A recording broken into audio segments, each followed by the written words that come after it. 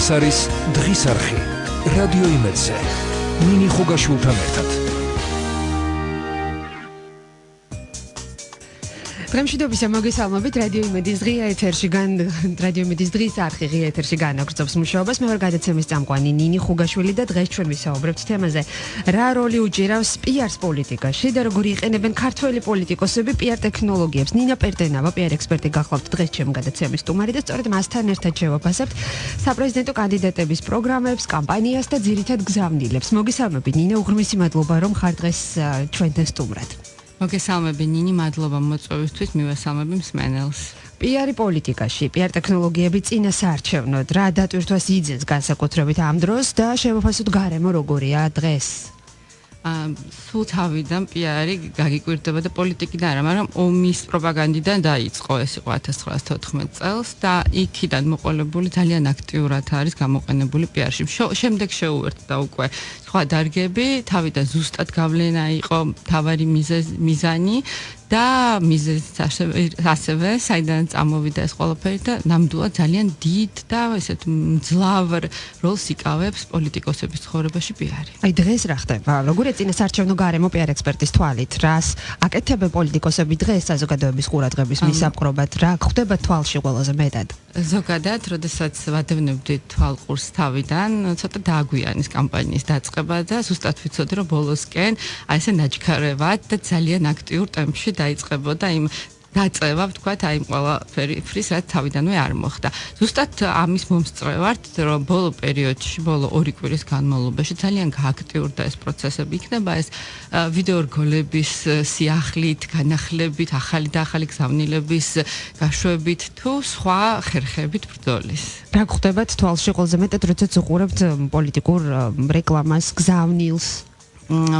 პირველ რიგში მინდა ვთქვა, რომ ცოტა უკეთესობისკენ არის უშუალო წასული ტექნოლოგიურად, ანუ მესიჯ ბოქსი არის დახვეწილი, ან რამოდენიმე ვერ ვიტყვი ყველას აქვს, მაგრამ მე ვხედავ, რომ უკვე ადრე ყოველთვის გული მწყდებოდა ხოლმე, რომ კი დიდი ენერგია იდებოდა, საკმაოდ ბევრი ხალხი მუშაობდა ამ ყველაფერზე, მაგრამ არ ხდებოდა აი ესეთი საინტერესო რაღაც აღმოჩენების გაკეთება, რომ კონკრეტულად იყო ამისთვის შექმნილი, რაღაც უფრო იყო ხოლმე მიმაძველობა ან აპრობირებული მეთოდის გამეორება და აი ეხლა მეტი კრეატივი დავინახე უშუალოდ რგოლების მხრივ, ის რომ იცვლება, ყველაზე ვერ ვიტყვი ისევ და ისევ, მაგრამ მომხდა თვალში, აი ვთქვათ, ვაშაძეს ქონდა ძალიან საინტერესო ესეთი რგოლები, სადაც ადამიანები ქუჩაში დგანან და უნდათ რომ მიაწვდინონ სხვა ადამიანებს. ის იყო საკმაოდ ემოციური ვიდეო და ჩვენზე ყოველთვის ემოციური ვიდეო ძალიან კარგად მოქმედებს. თან არ იყო ძალიან ბევრჯერ გაშვებული, რაც ასევე სწორია, ვინაიდან არ მობეზდა ადამიანს და არ გაცვიდა ის ემოცია, რომელიც მან გამოიწვია და ვფიქრობ, რომ ის გავსი მიდგომა ყოველთვის ამართლებს ხოლმე. რამდენიც სწორად აქვთ ჩვენ საპრეზიდენტო კანდიდატებს საკუთარი პიარ კამპანია შერჩეული აგებული? რამოდენიმე კანდიდატს ვფიქრობ, რომ ძალიან სწორად აქვს შერჩეული, გამოყოფდი გირჩს, რომელსაც ზუსტად აქვს და ზუსტად იცის რა უნდა, რომელ სეგმენტზე მუშაობს და რა შედეგს მიიღებს, პრაქტიკულად აი არითმეტიკულადაც კი შეიძლება დათვლა და გამოსვლა რა იქნება და როგორ იქნება და თან მიმდევრულად მიყვებიან თავის გზას და ეს მათ გამოარჩევ და ზუსტად იმ შედეგს მისცემთ, შეიძლება კიდე იმაზე ცოტა მეც ვიდრე ელიან. რაც შეეხება სხვა კანდიდატებს, ასევე ევროპულ საქართველოსაც აქვს თავის ხელწერა, რომელსაც ძალიან თანმიმდევრულად მიყვებიან, ეს არის მომავლის დაგეგმა, ასე ვთქვათ, სხვა ადამიანებისთვის, რაც ნაკლებია ჩვენს დღევანდელ პოლიტიკურ ცხოვრებაში, ყოველთვის აპელირება ხდება წარსულისკენ, იმისკენ თუ რა იყო, რა ხდებოდა და ცუდი ემოცია მოდის და აქ პირიქით პირველებმა გადაწყვიტეს, რომ მოდი ხალხს დავანახოთ რაღაც სიახლე, მომავლის იმედი ჩაუსახოთ, როგორ გადაჭრან პრობლემები და თან სეგმენტებად დაყვეს ყველა ჯგუფი და ყველა ჯგუფს ცალკე გზავნილი გაუკეთეს. ვფიქრობ, რომ ეს ძალიან სწორი გათვლა იყო ამ შემთხვევაში. გარდა იმისა, რომ ჩვენს მსმენელებს შესაძლებლობა აქვს მოგვისმინონ, ამჯერად კიდევ რამდენიმე წუთის განმავლობაში Facebook-ზე live-ის მეშვეობით აქვთ მათ შესაძლებლობა რომ გვიყურონ, ამიტომ მოდით გამოვიყენოთ ეს დრო და მათ ვინც გვიყურებს სწორედ ახლა, მივაწოდოთ ასევე ინფორმაცია რა ქმნის საზოგადოებრივ აზრს. ხდებიან ისინი манипуляციების მსხვერპლი ბრჭყალებში ბუნებრივი ამ დროს? სამწუხაროდ კი. რაც არ უნდა გვინახოთ ჩვენ რეალობა და სიმართლე. ზოგადად მასების ფსიქოლოგია დიდი ხანი არ არ არის რაც ისწავლება. რა თქმა უნდა, ძალიან დიდი ხანია ცდილობენ მასებზე ფსიქოლოგიურად ზეგავლენა კონდეთ, მაგრამ უშუალოდ როგორც მეცნიერება, საკმაოდ გვიან დაიწყო ამის შესწავლა. გამოიყო გუსტავ ლeboni, რომელმაც პირველმა დაწერა წიგნი ამის შესახებ და შემდეგ უკვე ფროიდმა დაამატა თავის ძალიან საინტერესო დაკვირვებები და როდესაც აღმოაჩინეს, რომ იყო ქვეცნობიერი, უკვე ახსნეს ის, რომ მასაში ადამიანი კარგავს იდენტობას. მას არის ცალკე ორგანიზმი, რომელიც არ არის ინტელექტუალური და გაცილებით უფრო ადვილად მართვადია ემოციების მხრივ. შესაბამისად, თუ მათში გამოიწვევ კონკრეტულ ემოციას, ძალიან ადვილად შეგვიძლია манипуლირება მასით. შესაბამისად, ზუსტად ის ხდება დღეს. როდესაც მათში იწვევენ კონკრეტულ ემოციას და ეს ყოველთვის არ არის დადებითი ემოცია, შეიძლება იყოს აგრესია, შეიძლება იყოს მტრობა, მტრის ხატის შექმნა, გაცილებით ადვილია გამოწვევა ამ ემოციის, ერთად გაერთიანება ამ ხალხის და მე წარმართვა მასის უკვე კონკრეტული მიმართულებით. უღრმესი მადლობა. მე გარკვეულწილად მიჩნდება ხოლმე თქვა რაღაცა განცდა, რომ საზოგადოება დაიღალა თუნდაც ამ აგრესიით და რაღაცნაირად გახდა ინდიფერენტული შეიძლება ითქვას. ეს შედეგია ყოველთვის, როდესაც სულ მაღალ ტემპერატურებზე არის მასა და დაზაფრული არის და სულ უწევს ერთი და იგივე რაღაცის მოსმენა დიდი ხნის განმავლობაში, თავდაცვითი რეაქცია, როდესაც ის უბრალოდ რეაგირებას აღარ ახდენს ამ ყველაფერზე და ეს თავისთავად სისუსტეა, ორი გზა აქვს, ხო? ან შეცვალოს, ან შეეგუოს. შეგუებაც რა თქმა უნდა არ არის კარგი, როდესაც რაღაცა არ მოგწონს, უნდა შეცვალო ჯობია, მაგრამ ვინაიდან დღესდღეობით რაღაც უფრო ცივილური გზით მიდის ადამიანი და ჩარჩოები აქვს საკმაოდ მკაცრი, ასე ვთქვათ, ხო? შესაბამისად, მეორე გზას ირჩევს ხოლმე და ეს მეორე გზა არის შეგუება, თავის თავში წასვლა, ნიჰილიზმი, რაც ხშირ შემთხვევაში თან ამას ეკონომიკური მდგომარეობაც ერთვის თან, იმიტომ რომ სხვა რამეში ვერ პოვებენ შვებას და ეს ემოცია, რომელიც შემოდის უარყოფითი, არსად არ გადის, არსად არ იხარჯება და ერთმანეთზე მიემართება. დამანგრეველია პრაქტიკულად ერისთვის მსგავსი მდგომარეობა. ამას იყენებენ წინასაარჩევნოდ ამას იყენებენ სამწუხაროდ წინასაარჩევნოდ, სამწუხაროდ კი, ვინაიდან ყოველთვის დადებითი ემოცია ესეთი ეფექტური არ არის ხოლმე როგორც უარყოფითი სამწუხაროდ და მასას უფრო ადვილად მართავ ნეგატივით ვიდრე პოზიტივით. საინტერესო რომ გადავავლოთ ასევე თვალი მე მინდა ჩვენს Facebook მომხმარებელს ამით დავამშვიდობოთ და მოსმენისკენ უკვე რადიო ტალღებზე ვიხმოთ. როგორ ვითარდებოდა პოლიტიკური პიარი საქართველოში და რამდენად ათვისებულია პიარ ტექნოლოგია. დღეს ჩვენ ამაზე ნაწილობრივ ვისაუბრეთ, მაგრამ მაინც თქვათ რომ გადავავლოთ თვალი რაცა 90-იანებიდან ალბათ მაშინ როდესაც დამოუკიდებლად დავიწყეთ უკვე ამ მიმართულებით მუშაობა. რა თქმა უნდა, მანამდე სანამ დამოუკიდებლობას მოვიპოვებდით, უბრალოდ არსებობდა პროპაგანდა. პროპაგანდა არ არის პიარი, პროპაგანდა არის რაღაც ძალდატანებითი თავზე მოხვევა კონკრეტული იდეების და როდესაც უბრალოდ სხვა იდეების ალტერნატივა არ არსებობს. პიარი არის უფრო დახვეწილი ტექნოლოგია, იგივე ბერნეისმა, რომელმაც აღმოაჩინა ეს პირველი პროპაგანდის სიძლიერე და თქვა, რომ მე მინდა რომ ეს გამოვიყენო მშვიდობიან დროსაც პოლიტიკაში და ყველა სახის გავლენა მოვიპოვო. ეს იყო მე-20 საუკუნის დასაწყისი და მან ძალიან ეფექტურად დაანერგა ეს ამერიკის შეერთებულ შტატებში. ისეთი შედეგები მიიღო, რომ წარმოუდგენელია დღესაც კი ჩვენი სტილი ცხოვრების პრაქტიკულად მაშინ დაინერგა. და ეს ძალიან საინტერესო თემაა. მე ვფიქრობ, ერთხელ მართლა საჭირო იქნება ამაზე საუბარი და ჩვენთან უკვე ეს წამოვიდა გაცილებით გვიან მოვიდა. რა თქმა უნდა, იქ უკვე იყო აპრობირებული გზები და სპეციალისტებიც ყავდათ. სწავლა ამ მიმართულების უკვე დაიწყო 90-იანების ბოლოსკენ და 2000-ის დასაწყისში ჩვენთან. ანუ საერთოდ ზოგადად ამ სიტყვის გამოყენება დაიწყეს და ტექნოლოგიებისაც შესაბამისად. რომ გადავხედოთ ახლა იმ ხელაცვლილებაა, უკვე მეტყვი ჩვენ უკვე დავეწიათ სამყაროს რაღაცა დოზით. ბოლომდე ვერა, მაგრამ ვცდილობთ რომ დავეწიოთ. ამ ვთქვათ 20 წლის განმავლობაში ძალიან დიდი გზა გავვლო საქართველოში ამ პიარით განვითარება. და ვფიქრობ, რომ უკვე ძალიან კაი სპეციალისტებიც გვყავს. თუმცა მსოფლიო დონეზე ჯერ ცოტა გვაკლია, მაგრამ სპეციფიკა საქართველოს ყოველთვის განსხვავდება მსოფლიო სპეციფიკისგან და ის სპეციალისტი, რომელიც ძალიან ძლიერია იგივე ამერიკის შეერთებულ შტატებში, რომელსაც მე ვმუშაობდი პიარ სააგენტოში და მათ შორის პოლიტიკურ პროცესებშიც ვიყავი ცოტა ხნით ჩართული, მინდა თქვა, რომ იგივე შედეგს იმ ტექნიკებით აქ ვერ მიიღებ. აქ ძალიან სპეციფიკური. ინდივიდუალურია. და ვერ გადმოიღებ თქვა პირდაპირ მოდელს, რაც მუშაობს ამერიკაში, ჩვენთან შესაძლებელია ჩავარდეს საერთოდ, ხომ ეს მიდგომები. ზუსტად, იმიტომ რომ ჯერთი რაოდენობა ხალხის, როდესაც ითვლება, შენ გინდა 10,000 ადამიანზე მოახდინო გავლენა, 100,000-ზე, მილიონობით, ყოველთვის ტაქტიკა იცვლება ამ შემთხვევაში. და იქ არის ბევრი მილიონი, ჩვენთან არის ცოტა მილიონი და თან ჯგუფებად არის ეს ყველაფერი დაყოფი, სეგმენტირება და ინდივიდუალიზმი არის მე-20 საუკუნის ასევე ახალი მიმართულება, რომელსაც ცალ-ცალკე უნდა მიმართო ყველა სეგმენტს.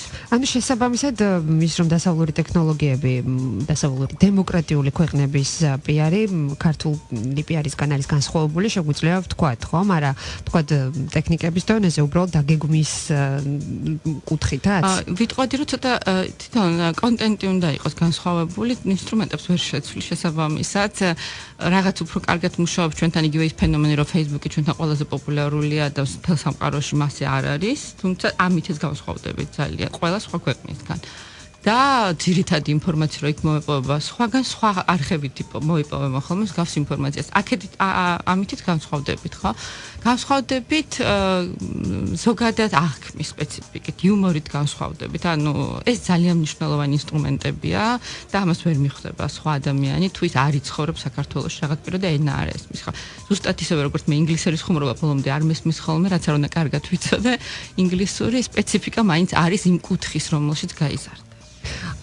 რა ქმნის იმიჯს შეგვიძლია რომ ვისაუბროთ ამ თემაზე გაცემის დასრულებამდე პირველი ნაწილის არის რამდენიმე წუთი დარჩენილი და შემდგომ განვავრცობთ უნებრივი ამ თემას კი და იმიჯი და რეპუტაცია ეს ორი გვერდი მდგომი კატეგორია და განსხვავდება ერთმანეთისგან რითი რომ იმიჯი არის წარმოსახვითი იმ შემთხვევაში თუ არ იცნობ ადამიანს კონკრეტულად არ ქონია მასთან შეხება და მასზე წარმოდგენა გექნება მხოლოდ ემოციური წარმოდგენა რეპუტაცია არის უკვე ის შემთხვევა როდესაც შენ კონტაქტი ქონდა იცნობ და გაქვს რაღაცა უფრო მყარი წარმოდგენა ამ ადამიანზე და არა უბრალოდ რაღაცა ვიზუალური ზედაპირული და დროებითი რეპუტაცია უფრო მყარია იმიჯი უფრო სწრაფად ცვალებადი არის იმიჯი შეიძლება იყოს ქაოტური თვით ჩამოყალიბებადი რომელსაც თუ არ ფიქრობ მასზე არ ზრუნავ და არ აშენებ კონკრეტულ იმიჯს და რეპუტაციას ის თავისით ჩამოყალიბდება და არასასარგებლოდ შესაბამისად უმჯობესია რომ იმუშაო აუცილებელია რომ იმუშაო კი იმიტომ რომ არ შეიძლება ადამიანი მრავალი წახნაგით წადგე ბევრი ინფორმაცია სხვა ადამიანი ვერ კითხულობს ტვინი უბრალოდ ისვენებს ამ პროცესებზე შესაბამისად უნდა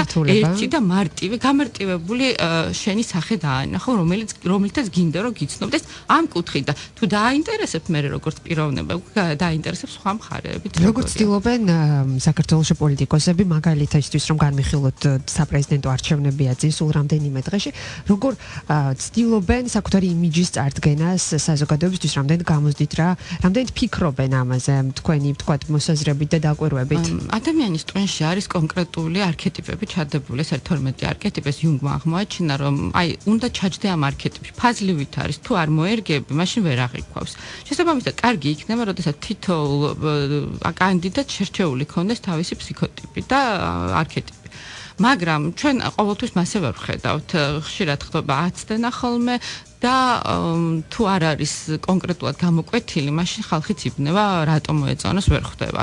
და თან შეიძლება გზავნილებიც იყოს ძალიან განსხვავებული სხვადასხვა მიმართულებით. ვფიქრობ, რომ აი თქვათ, არის კანდიდატი, რომელიც უშუალოდ ხალხს ესაუბრება და ხალხს ზრუნვას აჩვენებს. არის კანდიდატი, რომელიც თავის ოჯახით იწონებს თავს და თავის წარსულით და ასევე მომავლის პროგრამით. არის კანდიდატი, რომელიც სხვა ადამიანების ინფლუენსერებს ასე ვიტყვით, ან აზრის ლიდერების მხარდაჭერით გამოდის და იმათენდეთო მე თუ არ მენდობით და ახლობით ასეთი მესიჯა. თან განსხვავებულია არეულია ბევრი სტილი ასევე ვიტყოდი, იმიტომ რომ ვერ ვხედავ მარტო ერთ კონკრეტულ ხაზს. ვცდილობ რომ რაც შეიძლება მეტი ინფორმაცია მოკლე დროში მიაწოდო, რაც ხშირ შემთხვევაში იწვევს ქაოსს. ხო, რეალურად არის ხოლმე ეს პრობლემა და თან როდესაც ერთია ჩანაფიქრი და მეორეს ხედავს მომხმარებელი ამ შემთხვევაში ამომრჩეველი ნიშნავს რომ სადღაც აცდენა თავისთავად ის ძალიან ადვილად გზნობს რა თქმა უნდა ამას ვერ აანალიზებს რომ აი რაში ვიგძენი კონკრეტულად ხა მე შემიძლია ეს ნებისმიერი კანდიდატი გავარჩიო სად შეეშალა როგორ არასწორი ჟესტი აქვს ან არასწორად აცვია მაგრამ მომხმარებელი უბრალოდ გზნობს რომ ესე არ არის მოდი შევისვენოთ ცოტა ხნით და მოკლე სარეკლამო ჭრის შემდეგ კვლავ ვისაუბროთ პოლიტიკური პიარის შესახებ, ტექნოლოგიების შესახებ წინასარჩევნო კამპანიაში და მისი როლის ირგვლივ. სულ რამდენიმე წუთში განვაგრძობთ საუბარს. კვლავ მადლობა რომ გვისმენთ პიარ ექსპერტი ნინა პერტენავა გვსტუმრობს დღეს. ეს არის დღის არხი რადიო იმედზე. ნინი ხუგაშვილთან ერთად. ვაგრძელებ დღის ეთერში დღის არხით მუშაობას. მე ნინი ხუგაშვილი ვარ. დღეს ჩემი სტუმარია პიარ ექსპერტი ნინა პერტენავა და ჩვენ საუბრობთ რა როლი უჭირავს დღეს ქართულ პოლიტიკაში პიარს და როგორ იყენებენ ქართველი პოლიტიკოსები პიარ ტექნოლოგიებს. მოგესალმებით ნინა კიდევ ერთხელ. მადლობა კიდევ ერთხელ სტუმრობისთვის. ჩვენ შევჩერდით იმიჯისა და რეპუტაციის მართვის მნიშვნელობაზე, ასე ვთქვათ. დღეს რა შეგვიძლია ვთქვათ, რამდენიც სწორად ახერხებენ საპრეზიდენტო კანდიდატები მართვას იმ ძირითადი რესურსისა, როგორც წარდგნენ საზოგადოების წინაშე, ვთქვათ, ყველაფერი არის დაკავშირებული იმიჯთან, ყველაფერი არის დაკავშირებული შემდგომ უკვე ბუნებრივია რეპუტაციასთან, არის თითქოს ერთიანი ბმა, ერთიანი ჯაჭვი, ერთიანი ხაზი, არ ვიცი როგორც გნებავთ ისე. და ვთქვათ, რამდენიც ცდილობენ საზოგადოებას, ძალიან ხშირად არის ხოლმე ერთგვარი ხელოვნურობის შეგრძნება. თითქოს ყველა წამი აქვს გათვლილი, ვთქვათ, ამ შემთხვევაში პოლიტიკოს, მაგრამ რაღაც არ გჭირდა, რაღაც ხელოვნურია. რასთან გვაქვს ხოლმე ამ შემთხვევაში საქმე და თუ ვთქვათ შეინიშნება დღევანდელ ვთქვათ საარჩევნო მარათონში მსგავსი ვთქვათ კანდიდატების სიუხვე. ხელოვნურობა რა თქმა უნდა შეიმჩნევა, ასევე გულწრფელობა, მაგრამ გულწრფელობა ყოველთვის კარგს არ ნიშნავს. შეიძლება შენ გულწრფელად არ გინდოდეს, კარგი და ეს ჩანდეს და ძალიან ცუდი არის. შესაბამისად, ხალხი როდესაც პრეზიდენტობის კანდიდატისთვის მზადება იწყება ნორმალურ, თქვათ, იგივე ამერიკის შეერთებულ შტატებში საკმაოდ გრძელვადიანი პროცესია ეს და კანდიდატი ძალიან დიდი ხნის განმავლობაში ამზადებენ ამისთვის. სწრაფად ამის გაკეთება ძალიან შეუძლია, ნამდვილად შეუძლებელია, იმიტომ რომ იქ იწყება უბრალოდ ახსნა ყველაფრის, როგორ უნდა წარდგე ხალხის წინაშე, რომ მაქსიმალურად უნდა ჩანდე პიროვნება, რომ არ უნდა იყოს მახვილი გადატანილი რაღაც ზედმეტ დეტალებზე, რომელიც შენს განყურადღებას წაიღებს. ზედმეტი აქსესუარიც კი არ შეიძლება. ან ყოველთვის არის მთავარი მესიჯი, რომ პიროვნება უნდა ჩანდეს, მისი ემოცია უნდა ჩანდეს. ემოცია არის ერთადერთი, რაც ზეგავლენას ახდენს მასაზე და ხალხზე. ანუ მხოლოდ ლოგიკური აზროვნებით, ლოგიკური დაალაგებული ტექსტებით ვერასოდეს ვერ მოახდენ იმ ზეგავლენას, რომელსაც ემოციით მოახდენ. შესაბამისად, ემოცია რო გამოიწვიო, უნდა იყო გულწრფელი, ან უნდა ისწავლო გულწრფელად ამ შენი ნაფიქრის გადაცემა, ან თუნდაც ისე ისწავლო საუბარი ხალხთან, აი სტორითელინგი არის ახალი თქვათ მიმართულება. ობამას მიერ შემოტანილი იყო საპრეზიდენტო კამპანიაში და ზუსტად მაგით გაიმარჯვა. აი ეს არის, როდესაც შენ გულწრფელად ყვები შენს ამბებს და ხალხს ამით ამახსოვრებ თავს და არა იმით რას გაუკეთებ, როგორ მოიქცევი და ასე შემდეგ. მათ გულს უნდა შეეხო. ეს არის მთავარი ყოველთვის გზავნილი ნებისმიერი კანდიდატისთვის, რომელსაც თქვათ ვატრენინგებთ ხოლმე. და ძალიან ხშირად მუშაობს ეს ბუნებრივია და ცდილობენ ძალიან რთული მისაღწევია და ამას სჭირდება ძალიან დიდი შრომა. სხვადასხვა თქვათ ფაქტორების ჩართულობით ცდილობენ ხოლმე როგორც წესი ამის მიღწევას, მაგალითად თქვათ შეგვიძლია ვთქვათ, რომ ძალიან ბევრ ქვეყანაში განსაკუთრებული ყურადღება ეთმობა პოლიტიკოსების მეორე ნახევარს, ოჯახებს, ფასეულობებს, ხო? ანუ ეს არის ძირითადი ხაზი, რა ფასეულობა იმისთვის რომ გააცნო საკუთარი პერსონა, ვთქვათ, ამ შემთხვევაში საზოგადოებას რითიც ცხოვრობ, რა არის შენი მთავარი საზრდო წყარო, ასე ვთქვათ, არსებობის. ზუსტად ზეგავლენას ახდენ ემოციით, რა თქმა უნდა და ამას ასწავლი. გარდა ამისა, რაც ძლიერი მხარეებია, ყველაფრის წარმოჩენა ხდება, მათ შორის ხალხში რაც არის ყველაზე ფასეული, იმის წარმოჩენა. ოჯახი ჩვენთან ძალიან ფასობს. მენა ფასობს. ეს ყველაფერი არის ის ქულები, რომელიც ჩაგეწერება თუ შენ ამ შემთხვევაში კარგი იქნები. ამიტომ ხდება ხოლმე ხაზგასმა, რომელ რწმენას ეკუთვნიან და რაღაც ეკლესიებში გადაღებული ფოტოების ანთლებით და ოჯახთან ერთად. ამასაც მნიშვნელობა აქვს როგორ ხალხი ძალიან კარგად გზნობს სიყალბეს. რაც არ უნდა ადამიანი იყოს განათლებული თუ შეიძლება რაღაც კარგად ერკვეოდეს body language, შეიძლება არ ერკვეოდეს, მაგრამ ყოველთვის სიყალბეს ის ძალიან კარგად გზნობს. მოტყუება რთულია. შესაბამისად მაქსიმალურად უნდა ეცადონ, რომ ხარისხიანი და სწორი კომუნიკაცია იყოს და არა უბრალოდ ეკლესიაში ამ ბავშვთან გადაღებული ფოტო, რომელიც შეიძლება იმდენად არაბუნებრივი იყოს, რომ შეიძლება უკურეაქციაც კი გამოიწვიოს. შეიძლება ვისაუბროთ უკვე იმაზე, როგორ დაახასიათებდით პოლიტიკურ პირს, ანუ თქვენი აზრით დღეისათვის პოლიტიკური იმიჯის შექმნის პროცესში ყველაზე მნიშვნელოვანი ხარვეზები სად გვაქვს სწორედ საუბრის გაგრძელება რომ იყოს? მე ვფიქრობ, რომ ყველაზე დიდი პრობლემა მაინც არის დროის არ დათმობა დიდი ხანი. მე შემიძლია ვთქვა, რომ გრიგოლ ვაშაძე ძალიან სერიოზულად მუშაობს ამ შემთხვევაში თავის თავზე. ეთყობა რომ დაუთმო ის ოჯახის წარმოჩენა გუშინ იყო გადაცემა პოსტსკრიპტუმში რომელსაც ვთქვათ აი თავიდან ბოლომდე კლასიკური ანუ მოკლედ შეგვიძლია ვთქვათ რომ კანდიდატი რომელიც ცდილობს და ყურადღებას უთმობს პიარს და უსმენს ასევე პიარ კონსულტანტს ამ შემთხვევაში შეიძლება რომ მე ვფიქრობ რომ მარტო მოსმენა აი ეგ არის ჩვენთან დიდი პრობლემა ყოველთვის რომ პიარ კონსულტანტის მოსმენა არის ძალიან რთული აი პრაქტიკულად ამის კულტურა არ არის რომ ბოლომდე ეინდო და გააკეთო ისე როგორც გეუბნებიან რა თქმა უნდა ისეც არ უნდა ურჩიოს პიარ კონსულტანტმა რომ გაუჭიროს მას აღქმა ამის და გაკეთება შესაბამისად ორმხრივი პროცესი არის მაგრამ შინაგანეთაც უნდა მოძიოდეს პიარ კონსულტანტი თვითონ თუ არ შეერა თავის კანდიდატის ამას ვერ მიიტანს ხალხამ და შესაბამისად მისი ძლიერი მხარეები უნდა წარმოაჩინოს და ისე ააშენოს ეს კომუნიკაცია. როგორი არის ხოლმე როგორც წესი ვთქვათ პიარ კონსულტანტთან დამოკიდებულება ამ შემთხვევაში დამკვეთის ანუ კანდიდატის რას ითხოვენ ყველაზე მეტად რა სურთ მათ? მე ვფიქრობ რომ ამ შემთხვევაში უფრო პარტია ირჩევს ხოლმე კონსულტანტებს ვიდრე პიროვნებებს. ანუ კიდევ და კიდევ არის ხოლმე დისკომუნიკაციის მომენტები აი ეს არ არის ჩვენთან ჯერ იმდენზე დაალაგებული რომ იდეალურად მუშაობდეს გუნდი და კანდიდატისგან რაღაც კონკრეტულად დამორჩილება იყოს საჭირო. მით უმეტეს მე ვხედავ რომ არის სხვადასხვა გზავნილები ხოლმე ერთი და იგივე კანდიდატისგან ითხოვენ სხვადასხვა გზავნილებს რაც ხშირ შემთხვევაში აბნევს როგორც კანდიდატს ისევე ხალხს. და როგორც პიარ სპეციალისტი მოკლედ თქვენი პროფესიიდან გამომდინარე თქვენი მუშაობის სპეციფიკიდან გამომდინარე რა არის ის რჩევები რომელიც ამ დროს უნდა მისცეთ პოლიტიკოს ანუ საზოგადოება იდღოს რომ რა რჩევები სჭირდებათ მათ ისედაც ცდილობენ ყველანაირად ზეგავლენის მოხდენას და ასევე მინდა გთხოვოთ რომ ურჩიოთ საზოგადოებას როგორ გაარჩიოს არ ვიცი შეიძლება არ უნდა ამბობდეთ თქვენ ამას როგორც პიარ სპეციალისტი მაგრამ სიმართლე და სიყალბერს მეთქისგან ჩვენ ძალიან ხშირად ვართ პიარის გარკვეულწილად ან პროპაგანდის манипуляციის მსხვერპლი შეიძლება ითქვას, ხო?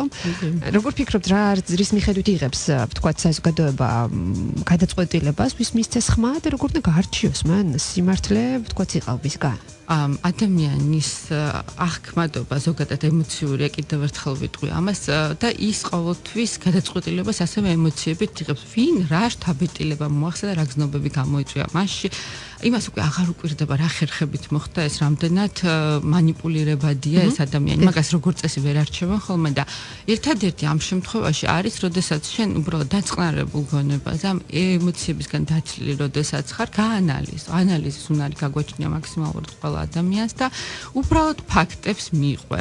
ანუ ეს არ არის რაც გძნობ, ცოტა ხანი ეს გზნობები უნდა გადავდოთ ხოლმე. ეს ჩვენ გვყავს ალბათ, რომ გზნობით და გულით ვაკეთებთ ყველაფერს. არ არის ეს ცუდი, მაგრამ რაღაც შემთხვევაში უნდა გონებასაც მოусმინოთ ხოლმე. გონების მიერად დავწონოთ რაღაც რა რისკები იქნება.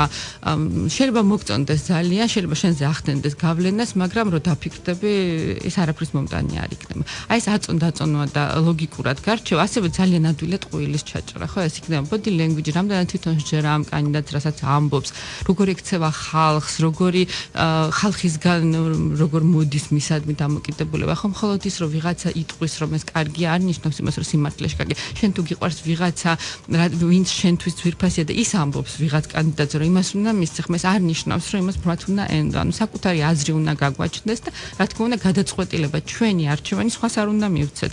არ უნდა დავდეთ სახში არჩევნების დღეს, ესეც აუცილებელია. ინფლუენსერები არის ძალიან ტრენდული, ასე ვთქვათ, რომ განვუმარტოთ საზოგადოებისთვის, ანუ აზრის ლიდერი ადამიანი, რომელიც ამა თუ იმ სახით გავლენას ახდენს საზოგადოებრივი აზრის ფორმირებაზე. და საკმაოდ კარგად იყენებენ დღეს გარკვეული, ვთქვათ, პოლიტიკური ჯგუფის წარმომადგენლები, ხო? ყოველთვის იყენებენ ხოლმე ეს. რამდენადაც გააქტიურებული, ვთქვათ, წელს. ხომ არ შეინიშნება რაიმე ახალი ტენდენცია, რომელიც გამოიკვეთა წელს წინ არჩევნებისგან განსხვავებით?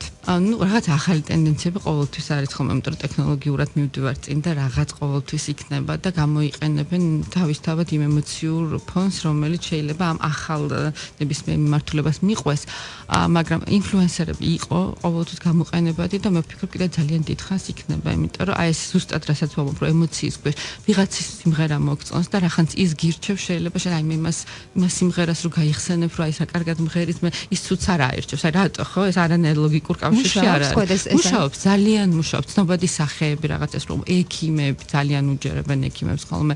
ეს პირდაპირ არის ადამიანში ჩამჯდარი ნდობის მომენტები კონკრეტული პროფესიის მატარებლები და თქვათ იგივე ეს ოჯახზე არის რომ აი კარგი ოჯახის პატრონი თუ არის აუცილებლად კაი პრეზიდენტი იქნება და ეს მსგავსი ემოციური ბმები რომელსაც სპეციალურად აკეთებენ ხოლმე რომ ადამიანებს ემოქმედება მოახდინა. და რამდენი გრძელვადიანი შეიძლება იყოს ეს?